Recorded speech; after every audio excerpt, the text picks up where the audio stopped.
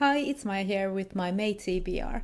I'm currently in the middle of two books. The first of those is The Hanging Tree by Ben Aronovich. This is, I think, the sixth book in the Peter Grant series, but I might be mistaken. I'm almost through this. I have about 1/3 of it left, and so far I'm really enjoying this. This is one more London police case where the magical world is mixed up in, so Peter, of course, has to deal with it. On my Kindle I'm also reading Wilding Hall by Elizabeth Hand, which is a horror novella or a short novel, which I was supposed to start reading during Spring into Horror, and I didn't, so I started it now, and so far I really like it. It's about this band telling us what happened during a summer that they spent in the 70s in this house called Wilding Hall, where their lead singer went missing. I'm also thinking about starting Experimental Film by Gemma Files this month. That was also a book that I planned to start during the Spring into Horror readathon, but I never got to it. And that is a horror novel themed around movies, and I'm really looking forward to it. I hope I can finally start it this month. So apart from The Hanging Tree and Wilding Hall that I also mentioned in my April wrap-up, I'm planning to read Fool's Fate by Robin Hobb. I'm planning to finally reread this. I've been putting it off for about 2 years now, even though I love this book. I just know it'll be rough for me. I want to spend quality time reading it and concentrating on this. So I need to finish those two books first, and then I will start this. There is a reread themed a year-a-thon happening this month. I will link the Goodreads group down below. So I thought this would be the perfect time to finally reread this. And that way I can get to Robin Hobb's newer books that I haven't read yet. Fool's Fate, of course, is the last book in the Tawny Man trilogy. So now I have the other books that are my tentative TBR. These are all library books, and some of them have reservations, so I need to read them this month. Some of them don't, and I might end up renewing them. But the first of my library books is actually something that I picked the reread themed a year-a-thon in mind, and that is Taikatalvi by Tove Jansson. I think this is called Moominland Midwinter in English or something along those lines. But anyway, this is about when Moomin Troll inexplicably wakes up from his winter hibernation, since the Moomins always hibernate, and experiences winter in Moomin Valley. And this is a reread since I have read this as a kid and reread it a couple of times afterwards. Then I have 3 science fiction books, and I don't know how this happened, but I have so many science fiction books.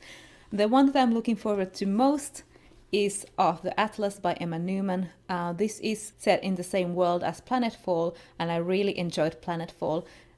And I actually don't know anything about this. I just picked it up because I know people have liked it as much as Planetfall, and I enjoyed Planetfall. I don't need to know what the plot is. I'm really excited to start reading this, and this one I will definitely read this month. Another book that is a reservation that finally came in is A Closed and Common Orbit by Becky Chambers, which is a companion novel to the A Long Way to a Small Angry Planet. And this one is nominated for a couple of awards, a Hugo and an Arthur C. Clarke Award, was it? Well, a couple of awards anyway.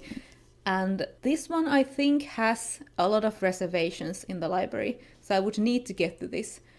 And I hope I can get this, but if I don't have enough time, I will just have to reserve it again. But this is a science fiction book that continues the story of one character in specific from the first book, and I won't tell you who that is, because that would be a spoiler actually, so I won't tell you anything about this book either. Then the next book I think I mentioned in some video of mine last month, and that is On the Edge of Gland by Corinne Dyfis, and I didn't get to reading this then, but this is a library book that I have renewed once, I think, already. This is the book where the world is ending, and the main character and her family have a chance to get on this generation ship that is leaving Earth. But are they eligible to get on board when the main character has autism? And I think there are some things about her family that also would maybe disqualify them too. I don't know yet, since I haven't started it. One book that you saw ages ago in a library haul that I still have because I keep renewing it is Draculas Gift, a connoisseur's collection of Victorian vampire stories by Michael Sims. I have only read the introduction and it was so interesting, but then I haven't read any of the short stories. I do plan to. I always plan to. It seems super interesting, like all of these library books, but lately I have just been really bad at reading library books. So that was my very tentative May TBR. I truly hope I can get to all of these books. I don't really like to have a TBR, but since so many of these are library books and I can't just keep renewing them forever, I will have to get this done. I do actually want to read all of these, so it shouldn't be a pressure and shouldn't feel like I have to read these. And if I start feeling like that, I will just return them to the library and read them at a later date. So let me know if you have read any of these books and wish me luck, and I will see you in my next video. Bye!